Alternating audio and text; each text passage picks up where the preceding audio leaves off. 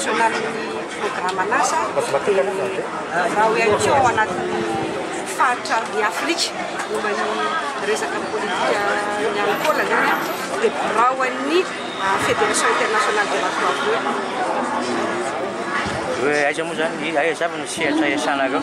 dia inona le andraikitra ataonareo le asa ataonareo ny sehatra iasana io zany raha vao resaka vovomanga moa zany dia hoe avy amin'ny fiankinanto amin'ny zava-mahadomelana dia isahany tafiditra daholo na paraka na sigara na toka na rongonjy dia izay ataonay zany dia mitondra mampafantatra lalàna moa zany mitondra koa fanampiana ho amin'ireo izay manana olana personnel zany mitondra fanampiana amin'ny izay manana olana araka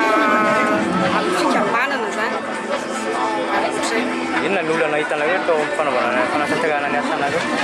ny olana aloha zany dia ny fahafantaran'olona mazava an'ilay asan'ilay vovomanga ny fahafantaran'olona vovomanga mantsy dia aloha dia ohatrany hoe miady amin'ny toaka fotsiny fa tsy izay le izy fa mampafantatra ny olona hoe io le izy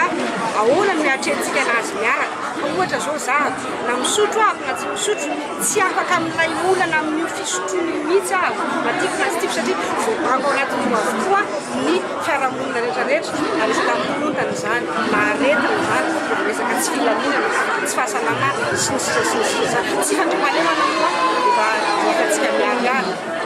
inona ny tombontsoa teo amin'ny asanareo tombontsoa amin'ny asanay dia tombontsoa ara tsy ara-panahy indrindra satria tsaroana fa arakaraky ny irosoana ao anatin'ny asa no atsapana hoe be dia be ny mila vonjy ary inona no azo atao amin'izay vokatra sarotra mamarina vokatra fa ny zava-dehibe aminay rehefa mitombo isa ireo izay mahatsiaro sy hanome tanana ny atrehana amin'ilay olana dia